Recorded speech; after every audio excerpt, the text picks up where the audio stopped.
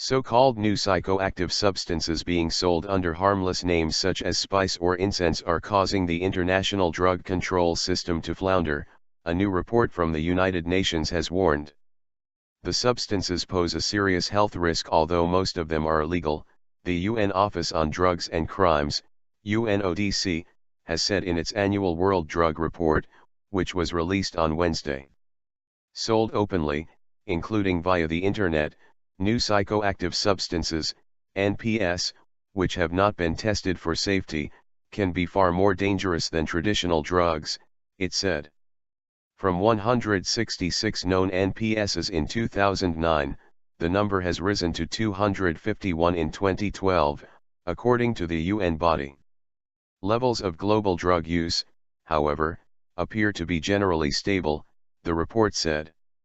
These new drugs, which could be synthetic or plant-based and can easily be altered to create different varieties, are now developing at a rate that outpaces efforts to control or ban them, it said, adding that the long-term effects were unknown.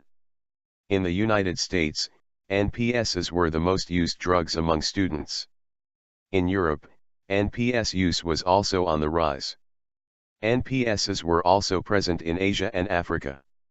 Worldwide, cannabis remains the most commonly used illegal drug, with 3.9% of the global population aged 15 to 64 using it, the report said. In other findings, the agency reported that heroin and opium use remains steady at about 16.4 million people, or 0.4% of the world's adult population. Prescription drugs misused. In 60% of countries, however, prescription drugs such as sedatives and tranquilizers were among the top 3 most misused substances, which was of particular concern, the report added.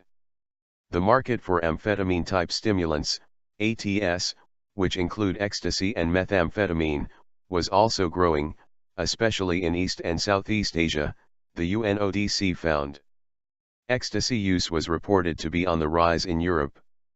Meanwhile, Eastern and Western Africa are becoming increasingly important areas for drug traffickers.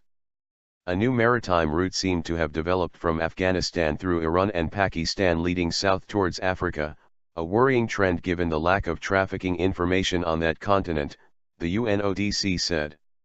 Africa is increasingly becoming vulnerable to the drug trade and organized crime, UNODC Chief Yuri Fedotov said.